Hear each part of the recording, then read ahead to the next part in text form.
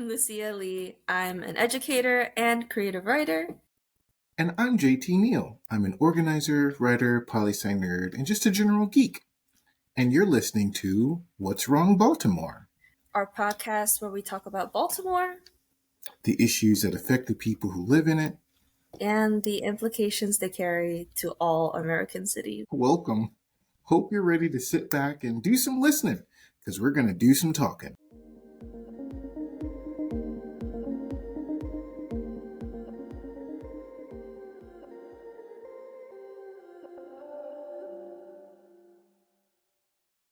So what's the tea on Abe Lincoln? What did he do? What did Abe Lincoln do? Okay, so this is what Abe Lincoln did. Abe Lincoln, when the Civil War popped off, Maryland was a border state, right? It touches Virginia. That was at that point in time the line of like, oh, this is where the South begins and the North ends. And well, DC is in the middle of it. And we're talking about the 1800s. So if you lose the capital, it's really hard to organize people going to one place and running things the way, things had been run. So Lincoln suspended habeas corpus, which is the legal doctrine of if you're accused of a crime and you're arrested, you go before a court that validates what you're being accused of. So we kind of take it for granted. That means that Abe Lincoln just decided to suspend the right to not being arrested without trial. Arrested without cause, because practically it literally is you get arrested and you go to court and the court says you're being accused of this crime. Do you have a defense?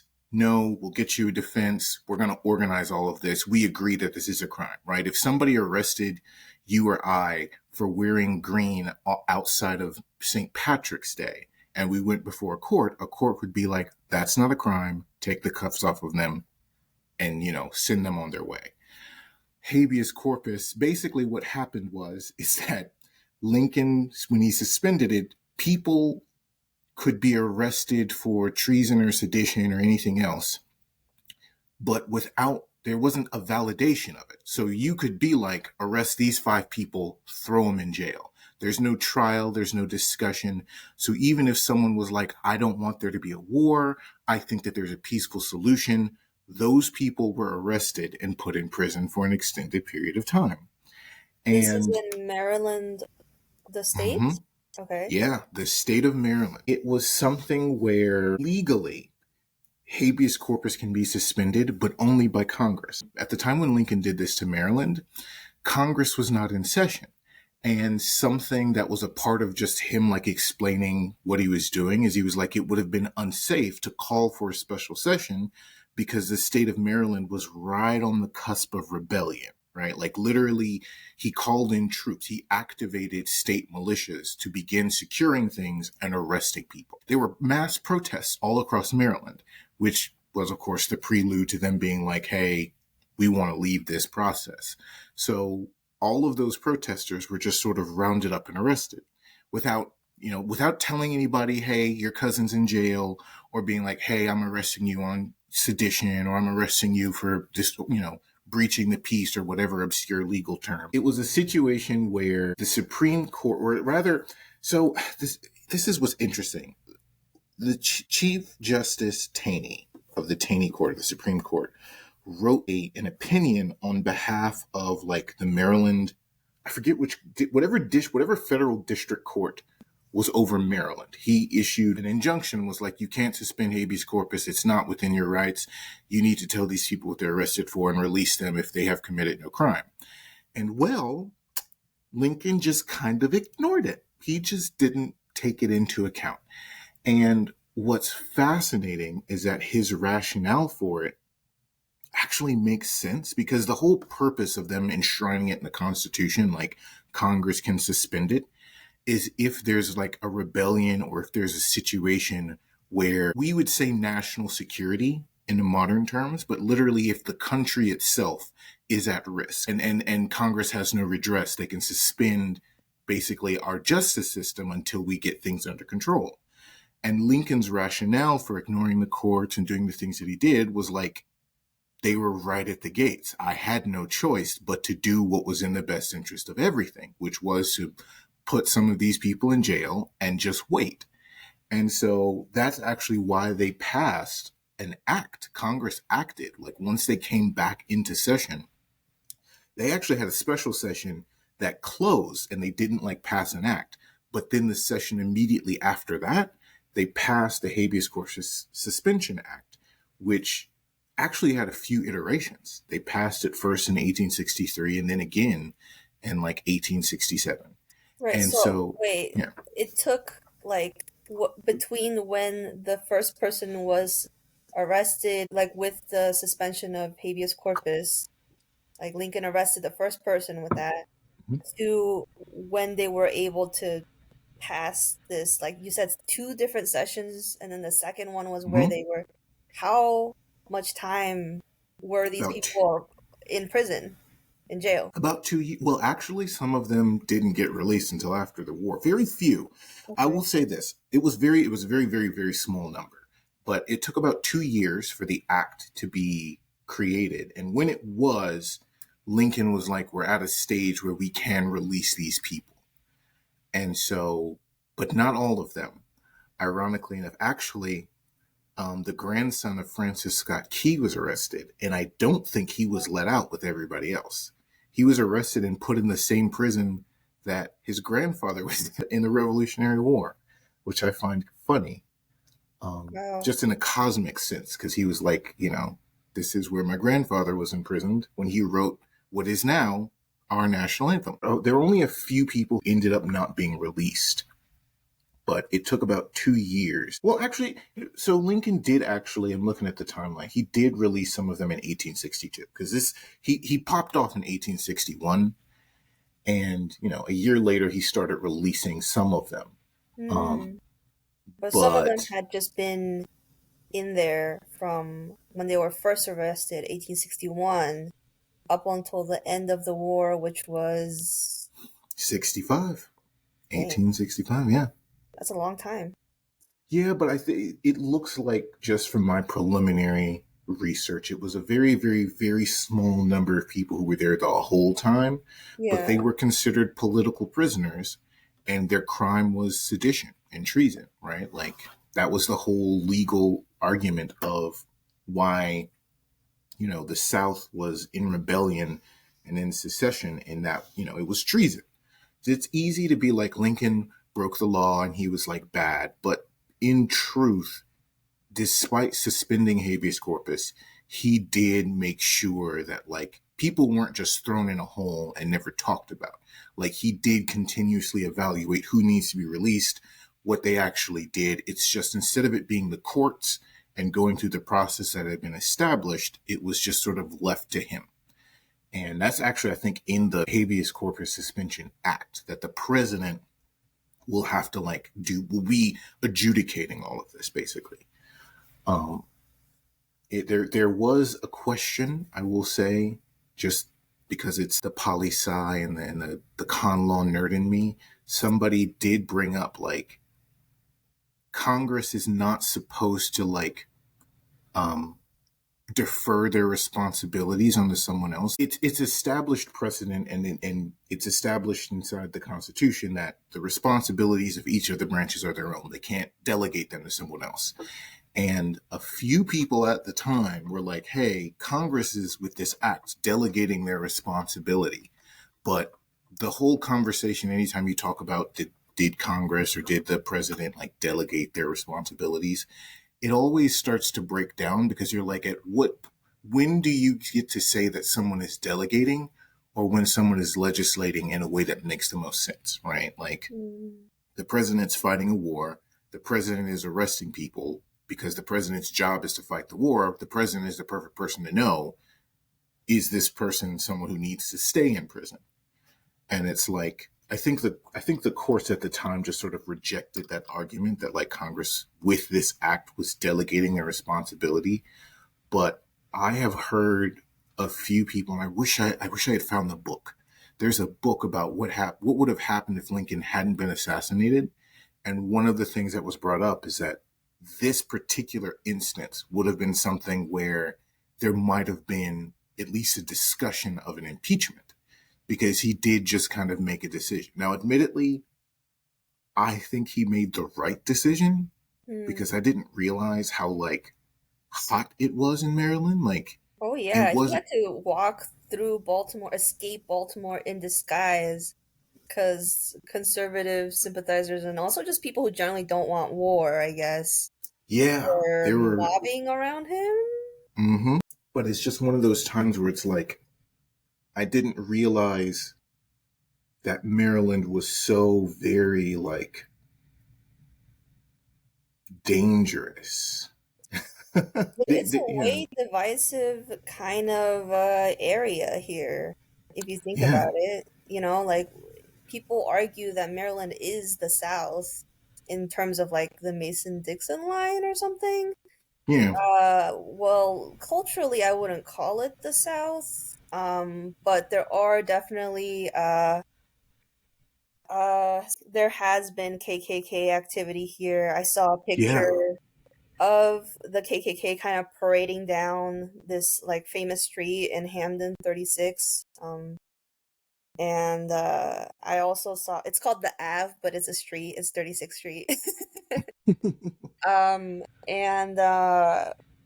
yeah, there's like a storied history of like white supremacist stuff. Like some of the people that he had arrested was some people who had formed like a training camp and like a way to like enlist and prepare people to support the Confederacy, like right in Cookiesville, which is like just a little north. I mean, the reason they made another habeas corpus suspension act in 1867 was to break up the KKK. Like they were like they are still secessionists, and we need to arrest them without Mm, going to. Now, yeah, it's wild to me, just because it's very much like somebody gets a piece of paper telling them what they can do, and then they just politely fold it up and like like whatever. And I find that like very cinematic, but also I mean it's like I think Lincoln did the right thing. I yeah, just also think it was like in violation, right? Like right. some people got banished. He banished some people to the Wow. South. The precedent wise, has it affected us? Has there been an instance afterward where the president was just like, I'm not listening to federal courts any at this moment?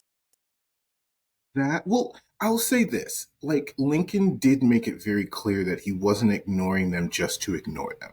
He made it very clear that he was ignoring them because of the situation they were in. Right. Lincoln was like, I'm doing this because the union itself is in danger. It's not me taking power. That being said, I don't think it hasn't, because we haven't had another crisis like the Civil War. It hasn't become precedent, Hmm. but There have been I know. crisis-ish points throughout where I wonder if, like Guantanamo Bay, like era, like post 9/11 fear We fueled stuff. That's true. We have had crisis points where the president is like, we kind of need to suspend, we need to change how we act into this like legal gray area. Mm, And I need Congress to like at least tacitly approve. Like the Patriot, like it's funny because like things like the Patriot Act, where it was just basically removing the thin veil of like privacy on people's lives. The hmm. irony is that it's been a question like since around the Civil War, how much of the Constitution, like what the Constitution is inherently vague, right? Like the founders, we forget that they didn't agree with each other at all. And what they crafted was something they could all tacitly agree to in the hopes that like their children and grandchildren could come up with something better, right? Like old TJ was like, I don't even think the Constitution should exist for more than 20 years. Everybody should have to make a new one every 20 years. Oh wow. And so, yeah, he was in that camp. But something that has been a question has been like how much of the Constitution protects our right to privacy. The right to privacy has not been enumerated. It's never been mentioned. But for a really long time, it was like the Constitution says that we have rights and stuff that are just kind of there that aren't talked about. Mm-hmm. And the Supreme Court has ruled, unfortunately, not that it matters any much now, that because it's not written down, there's not a right to privacy enshrined inside the Constitution. Mm. I personally never agreed with that case, but I also never liked that court. We've had periods of really good Supreme Courts and really bad ones. But with the current state of the Supreme Court now, you know, who really gives a Whatever. shit, like who Yeah. cares? Because the Supreme Court, the current, like the Roberts courts, if I get a say in how it's interpreted in history, if I get to be a professor one day, I would want to popularize the notion that the Roberts Court completely destroyed the credibility of the Supreme Court because they went back on a decision they made. And they've never done that before. And they intentionally didn't do it. They said why they wouldn't do it. And his court did it. So at any point in the near future or far future, the Supreme Court could say, this precedent that we've got, rip it right up. We've got privacy. Wow. Um, Yeah, I but mean, yeah. I remember the way we talk about precedent makes it seem like that is what shapes how laws are acted out, but then now it's like, well, never mind. We said Mm-hmm. a thing and now never mind, and that's kind of scary. I just thought, like, I don't know what I thought about precedent as like a concept exactly, but I guess I just thought it was more certain and sure and permanent than that. Yeah. It's because that's the thing. Like the Supreme Court's job, and this is like the first thing you learn in a constitutional law class. The Supreme Court in the Constitution is more vague than any of the others. It's the Supreme Court of the land, but that's pretty much all it says. So once we had signed the Constitution, it was like, okay, we're the United States, and everybody congratulated themselves and pat each other on the back. Then a court case showed up, and it was like it worked its way all the way up, and it was like, okay, what rights and powers do we have? Because technically, nothing in the Constitution says that the Supreme Court's decisions can be or should be enforced. It's just that it's there. And so, literally, the first Supreme Court justice, the first Chief Justice wrote an opinion and was like, our job is to interpret the Constitution, and we will interpret it this way, and this is what our precedent means. Mm, And the reason why they would never go back on their precedent is because they always could. They could always reevaluate what it is that they said. But the whole point was that each of these precedents will layer on top of each other. And it'll be stable and it will be stabilizing because instead of you ripping parts out, and at the end of the day, you're like, well, why should we even listen to you? It was like, well, you should listen to me because you listened to me yesterday and the day before that and the day before that and the day before that. And it goes all the way down to the bottom. And it's mm, like nothing had moved, nothing had changed. Like the Supreme Court would kind of go back on precedent in that they would refine what was done. But, the Dobbs case, as it relates to abortion, that's not a refinement. That's you saying we made the wrong decision and we're undoing it.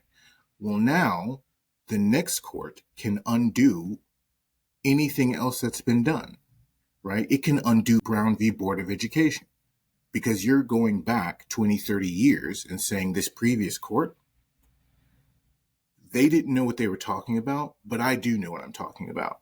And because of that, we don't need to listen to this anymore, right? Can you imagine the Supreme Court saying, you know what? If states want to do segregation, they can. I mean, it sounds crazy, but there was a constitutional argument for why it should be allowed, mm. right? For goodness sakes, for like a century, separate but equal was the law of the land, right? The Supreme Court with Brown v. Board was kind of rebuking that notion because they were like, this isn't really equal and thus it's a problem, right? But you can Right. just undo that. Like, just because something that was ruled by the Supreme Court previously is overruled, it doesn't mean that it's overruled on the basis of they ruled wrong. It's overruled on the basis of the interpretation wasn't accurate. That's separate but equal. is impossible and it's never going to be equal. Yeah, like that was the refinement. It was like this wasn't a flawed idea. It should be separate but equal, but we're not doing equal and it doesn't look like we can.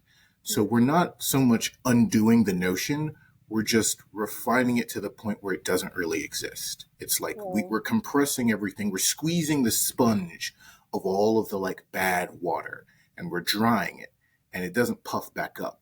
And so it just becomes this thin little thing you can put wherever because it doesn't really matter, right? It that's how it's been. Right. But this current court has objectively undone that. Just to go back to the Civil War, it's created this stratification because they've been like it's up to the states to decide if it should be legal or not.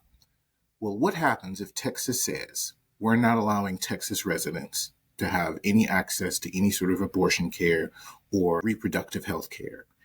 And we will charge any residents that leave the state to go do that.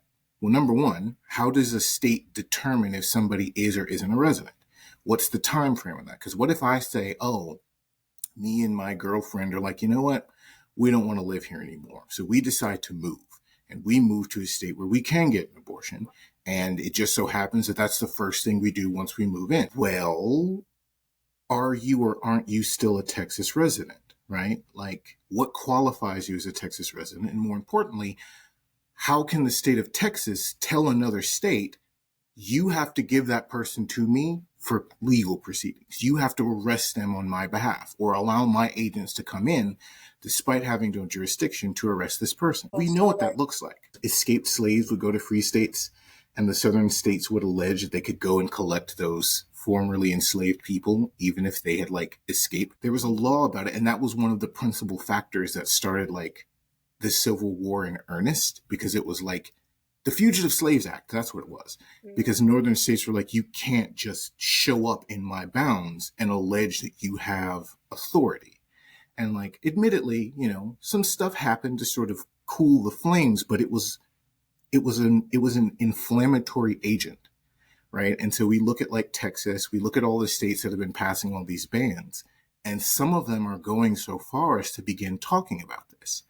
mm, California is not going to accept the state of Tennessee saying, you need to give me these women and you need to give me their health records so that I can determine if they got abortions. California will never agree to that, which then becomes a federal issue. They're going to sue the state of California and it's going to have to go to the courts. And the courts are going to have to determine what constitutes a state citizenship, right? mm. You're going to have mass movements of people. It's going to be really chaotic and really bad. And that door was closed since the Civil War, and the Supreme Court, the modern contemporary Supreme Court, has opened that door again, right? It's like Yikes. wild. I just feel like the concept of a state in itself is a little bit interesting. Like I never really thought too much about it, but now it sounds like there are certain things that it would benefit the United States as a whole to have like a federal oversight over these like individual state laws, because then if there's a dispute and like one state's not listening to the other state saying they have a right to do this, then that in itself is a legal strategy to bring something to the Supreme Court that you might or might not know will favor you over the other side of the situation.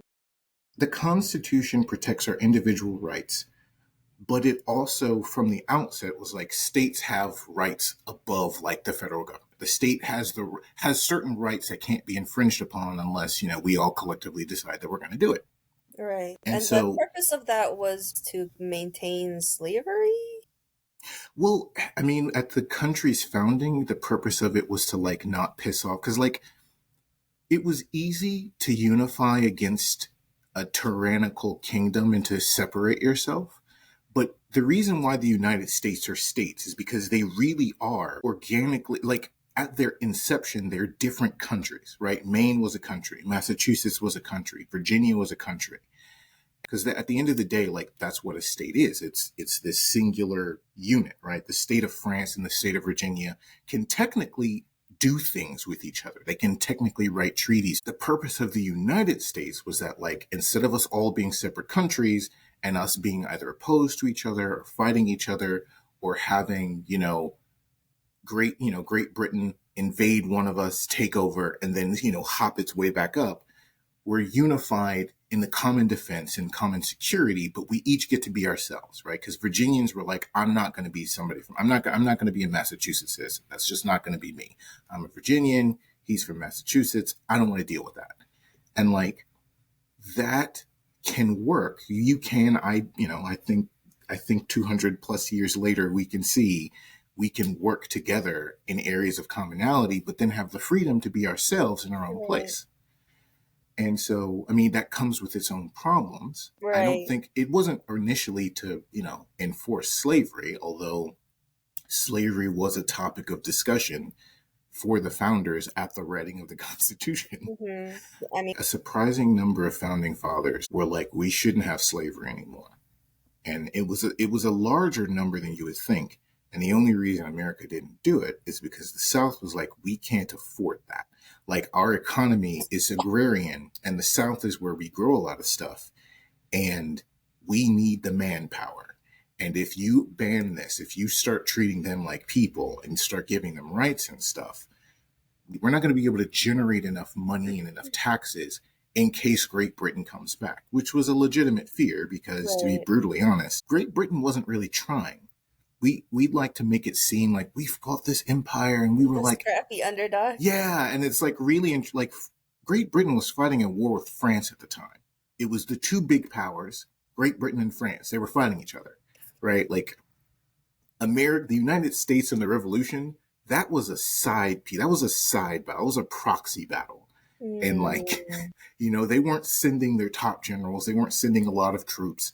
They were mm, sending in like people who just were sent to fix it, right? It was like right. just throw people at it, and if it fixes itself, it fixes itself, right? The War of 1812 was them being a little more aware and being a little more focused, but we still won in part because we had the money to buy guns and stuff and Yeah. raise So like, troops and stuff. here's a little question for you, and you tell me how much this rings true. The way France supported the United States or whatever the colonies during when they were trying to get independence. How do I say this? And the way like Britain just sent over people to like take care of this situation with the people who are trying to fight for independence. Is that somewhat similar to how the United States has meddled with other countries' fights for independence? Yeah, it was kind of a, because you got to think about it like this. Our whole vibe was we don't want a king anymore. We don't want a monarchy. And, you know, our boy Ben Franklin had to go to France and convince the French aristocracy and convince the French king that it wasn't monarchy in general we were against. It was the English monarch. It was the crown, the very specific crown that like owned the colonies. And like their whole giving money and like resources and stuff was just literally a middle finger to Great Britain. Like that's what it was supposed to. It really, like you're right, it was them meddling in the affairs of Great Britain. Mm. And France was doing that anyway. And it was the task of American diplomats at the time to convince them that it really would just be you meddling in England's affairs, not a greater rebuke of the divine right of Empire. kings or the Yeah, tradition of, an imperial king. yeah. Um, so that's actually a great thing. I hadn't really made that connection, We but had yeah. just kind of copied and pasted the model of an empire into what we said won't have a king, like the United Mm-hmm. States shouldn't have a monarchy. Okay, interesting. Two things that I'm thinking of currently based on what you said about states and how it all went down at first is like we could not have predicted the formation of new states, could we? Like, what do you Like we mean? wouldn't even know about Texas. We wouldn't really have thought about what could be California. I mean, I know Manifest Destiny was a thing, but like, were the founding fathers accounting for the formation of new states when they created. Hmm. Mm, They were. Yeah, that's also a thing that's sort of been a part of that was a part of like the Civil War to an extent because as the states started to like put up a stake and be like, we are going to allow slavery at all times and no one can tell us any different. And it's a bunch of us together.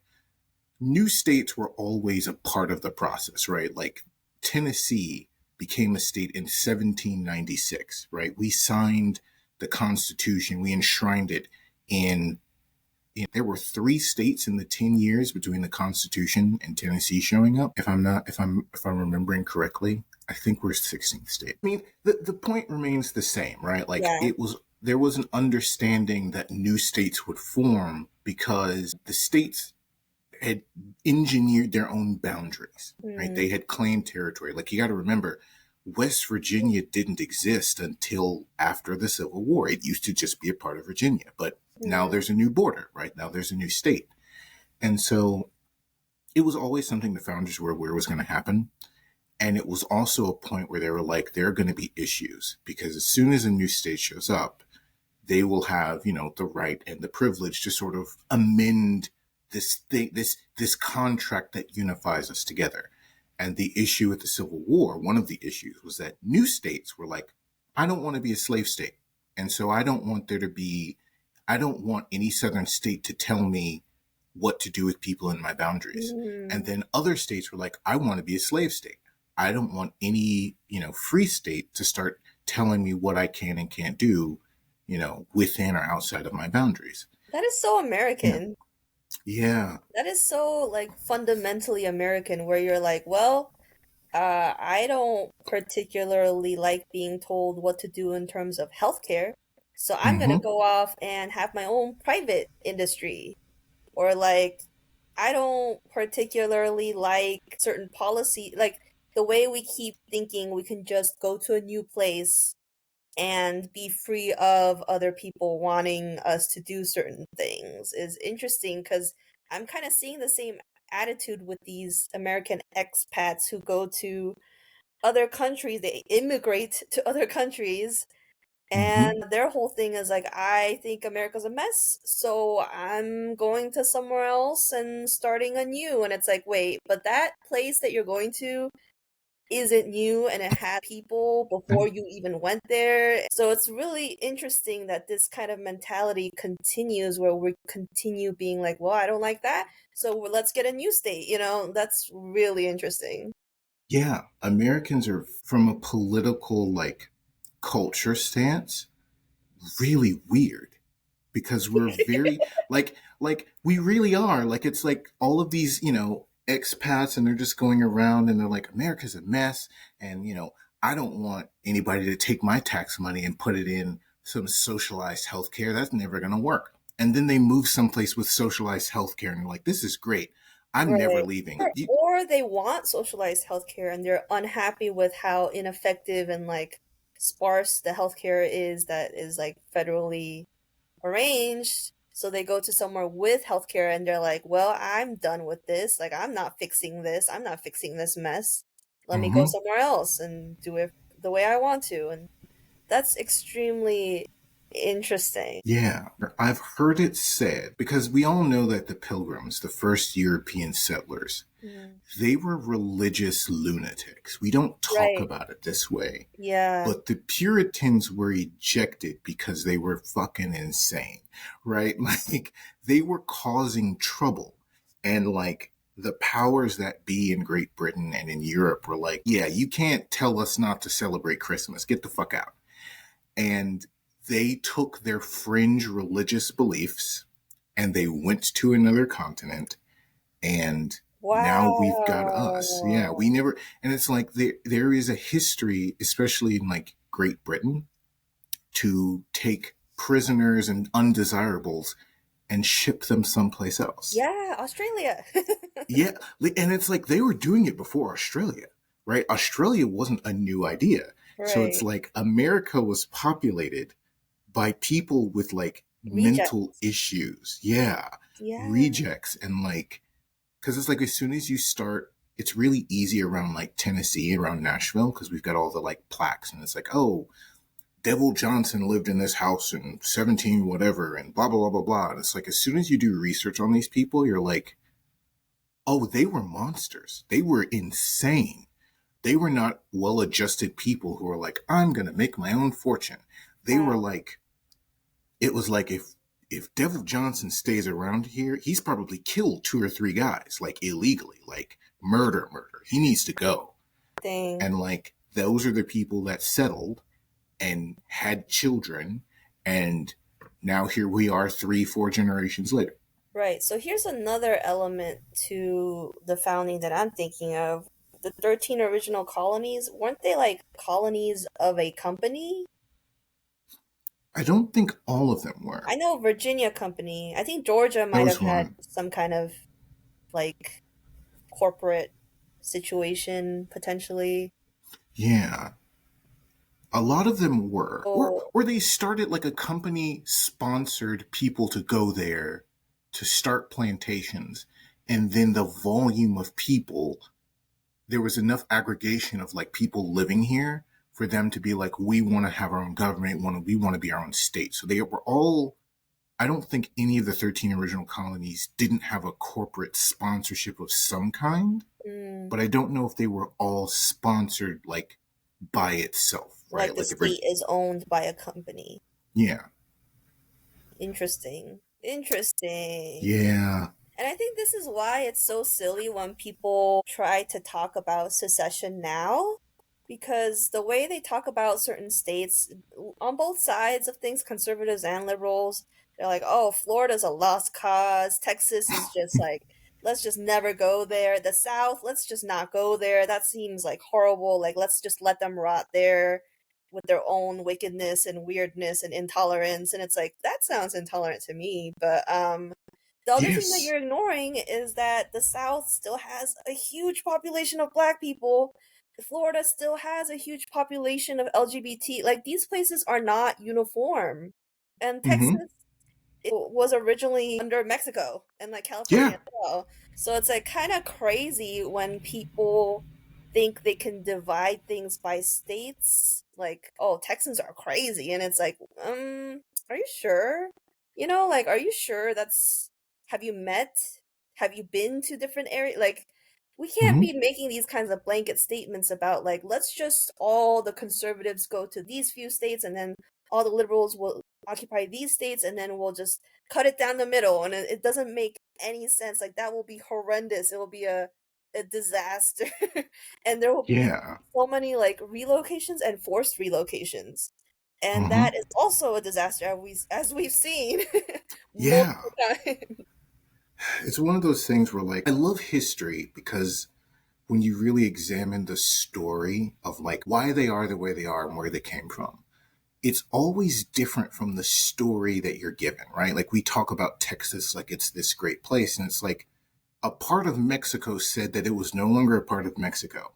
Mexico whooped its ass, and then the white people in that part of Mexico begged the US government to emancipate them, right? Like Texas makes it itself out to be like, we're so independent. We were our own country. And it's like, You were you begging? separated, and then the country that owned you came in to quell a rebellion that you were never equipped to fight, and you begged, like you truly begged, like on your knees for other white people to do something about it. Like you stole Texas from Mexico. We don't talk about it that way, but like Texas was its own country because Right. Mexico was busy doing other shit.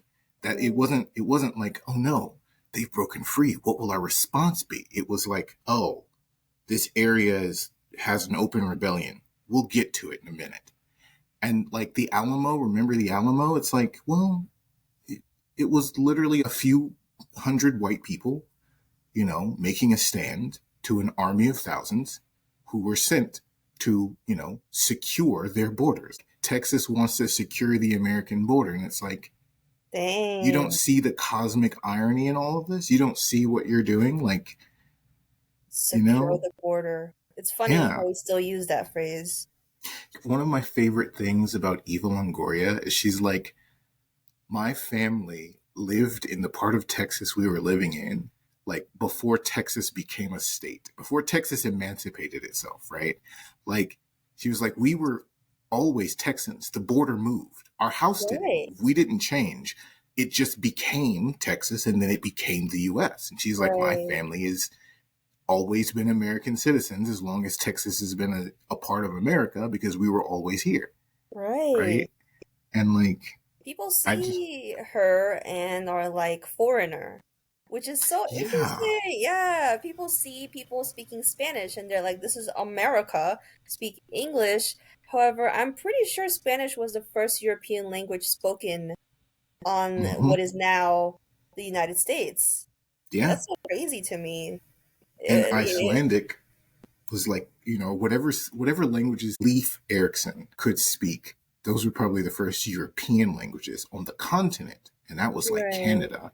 Right. Another thing I've noticed is this continual narrative of like the last stand, and it's Hmm. just a bunch of white guys doing like the lost cause, the final stand. One man will loose cannon, play loose with the rules and get it done. And it's just like, whoa, why does this keep happening? I don't think this is like every single instance that we think of for like heroism and all that. I don't Hmm. think that's really what's happening, but I feel like that's been the continued narrative of the United States, like the final stand. One man will be the thing that tips the scale to victory. It's a little weird. It's giving insurrection. It's giving January. It's funny because it's like a lot of these insurrections were probably just as successful as January 6th. It was like a half assed attempt where somebody was shitting on the floor. It's this weird narrative, you're right. We mythologize rebellion in the most peculiar way.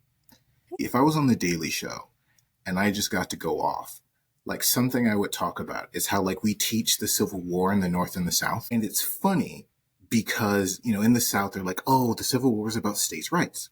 And in the North, they're like, it's about slavery.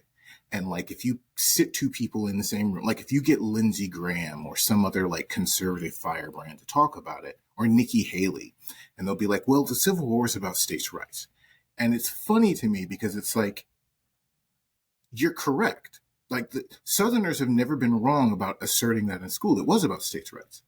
But which state rights? Because they were very specific ones. And Mm-hmm. literally, the Confederacy in its constitution said this is about a state's right to what, ladies and gentlemen?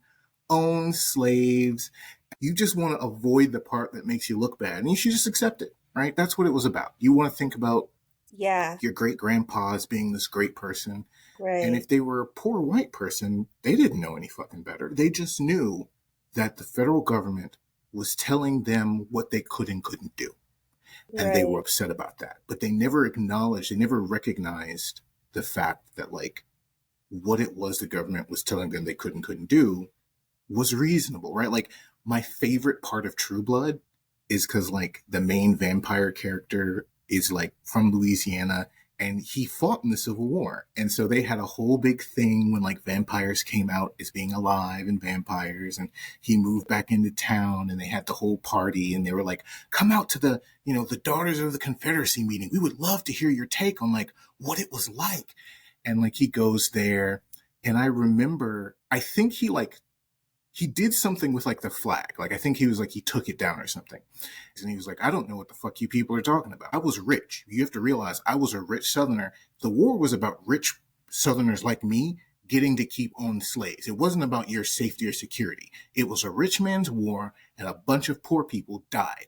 All of you people in here, I knew your ancestors. They were all poor and they were sent to die for my money. And they were all like, oh. And it's so funny and it was just like it was so cool because he's just like, I don't know what the fuck y'all are talking about. I wish he were real because that would have been so enlightening to so many Southerners. Like they don't know that your great grandpappy, who was just a soldier, he wasn't doing anything good. He was lied to by elites who were claiming that his rights are being infringed. Here, you have the right to own a slave, and they want to stop that. And it's like, but you're never gonna. You know how expensive mm-hmm. slaves were? Like, I would have been so expensive. My costs, so expensive to purchase. It's like the average Southerner at the time, or even now, could never afford Oh, another person. And right. like, There's these families that have generations of poverty, but they're white and they still want to mm-hmm, defend something that would have not done anything for them, which is interesting too. And I think it speaks to this the weirdness about acknowledging what we messed up on. There's mm-hmm, such a weirdness around that. And instead of addressing the issue, the complaints, the legitimate like things that are hurting people, the person who speaks up about it is the issue. And if you would just shut up or go away, then the issue would go away. mm-hmm. And it's interesting because this technique has been used, like it's been exported. That's actually one of the US's number one exports, fascism. Yeah. Oh, damn. Oh, that resonates on a far too many levels. There's so many countries where it makes a lot of sense that that is what was exported, like South Korea. It's not fascist, but it's like there was a dictator post US involvement for Mm-hmm, democracy. We've been importing all these goods from all these other like third world countries, and mm-hmm. we've been exporting fascism. Yeah. I feel it's important to say because you said it and it like resonated. A little known fact, in Hitler's Mein Kampf, he praises America on its like racial segregation and its race history. And like the Nazis modeled everything they did on the Jews on the United States and how it treated indigenous peoples and Africanized peoples. And we don't talk about it. We don't talk about the No. fact that the crazies that are the Nazi party were like, the Americans have a very robust eugenics program. We should Yeah. copy it, but make it better because we're smarter than them. We should recognize how they reflect who we are and what we've done, and try to not be the evil that we saw in the Nazis. Nazis are the bad guys in Marvel movies, you know? Yeah. I mean, I think it's fair to make the Nazis the bad guys because Oh they yeah, just no, I refined. understand, but I think that's like the limit of our understanding of the Yeah, Nazis.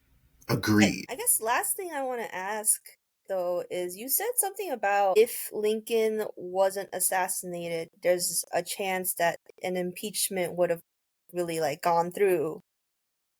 What would have been the consequences of that? I mean, the reason why it was even discussed, why like historians think it would have happened in earnest, is like part of ending the Civil War was like reconciliation. It was like we need to bring them back into the fold.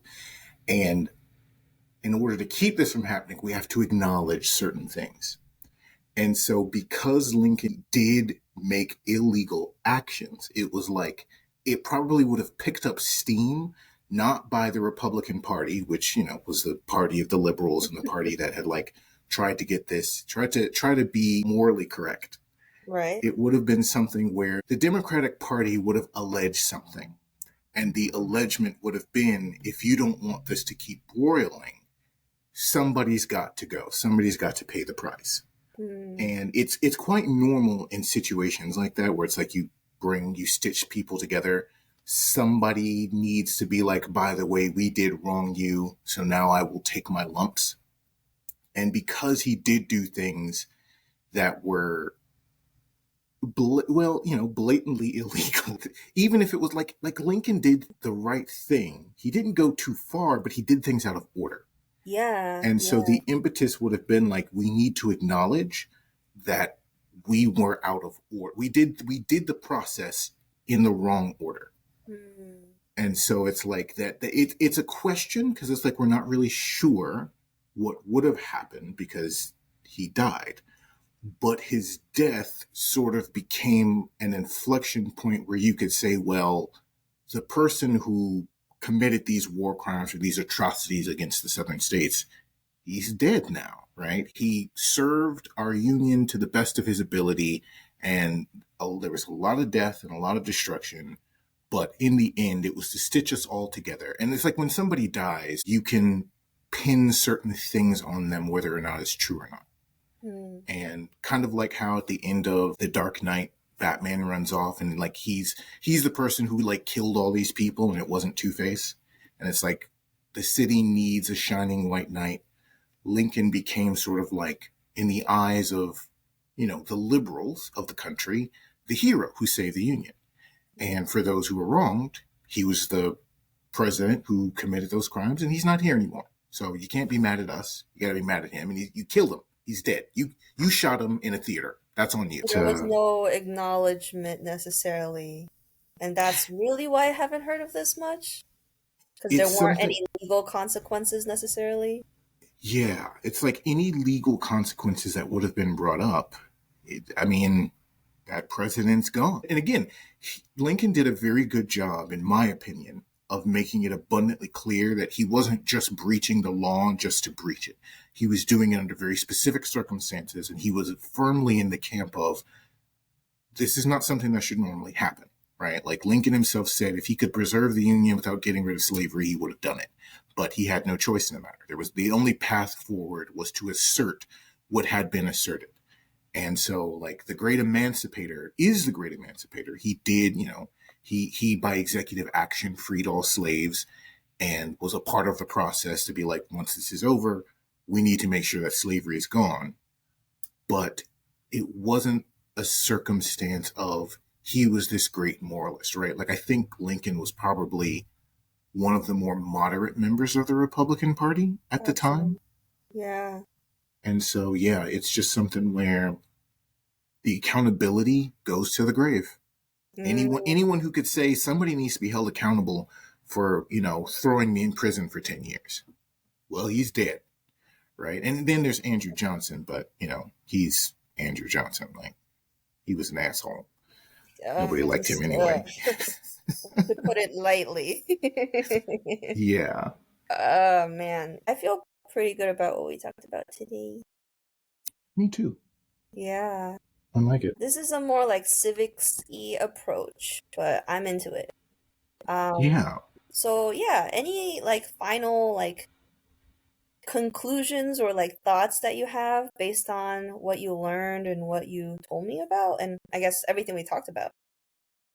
Um, the only conclusion I've reached is that this is one of those points where everything is wrong and everything is right. The right Mm, decision was made, but it was also the wrong thing. It was also the right thing at the same time. It's one of those like right, superposition periods where it's like, if you make a decision like, I'm going to evaluate this purely on legality, then Lincoln broke the law in a very right. substantial way. But if you look at it in terms of why he broke it, the morality of trying to preserve a country in the middle of a civil war, he made the right decision at the right time in the right way. And he tried to Yeah, rectify it. He openly was like, this is not normal.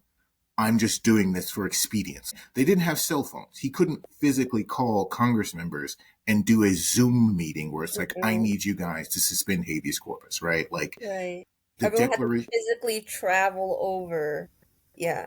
Exactly. And it's like, In a at civil war, traveling is already kind of a tricky, like dangerous thing to do as a especially in the congressman. yeah, especially in the Yeah, 1800s where the fastest thing is rail and it still takes a few days, right? Like, yeah, the declaration of war that started World War II for the United States, that's because we were all in the same building at the same time, and anyone who wasn't here could fly back, right? right. Like, they were here within 24 hours, right? Mm. Like, and it's something where it's like, you just kind of have to admit that it was something that had to happen the way it happened. Yeah, I mean, I think we always go on and on about how divided this country is, how polarized everything is, but like this is way serious. It's the Civil War, Like this is Yeah. like as much as we are saddened and scared and like polarized and we can't relate to the other side and all that, it's interesting to note that there is no civil war Yeah. going on right now, and that is a war is when shit hits the fan. A war Mhm. is when you need to make on the fly decisions, even if it is brash in terms of what precedent you might set. Yeah. But it's interesting to think, what is illegal and what is moral and how that lines up isn't so exact all the time. And sometimes it's like that was always the right decision. Lincoln made the right choice. It just also was illegal. Thank you, listeners. Don't forget that we are out here for love. And let us know what's bothering you. Let us know what's bothering you, Baltimore. Maybe we can address it next time, or just talk on it, or listen. Right? So send us an email at whats.wrong.bmore@gmail.com, or DM us on our socials, which can be found at whats.wrong.bmore. Oh, and don't forget to subscribe to the Patreon so you can get all of the fun bloopers and extra tidbit. All right. Take care, everyone. Peace out.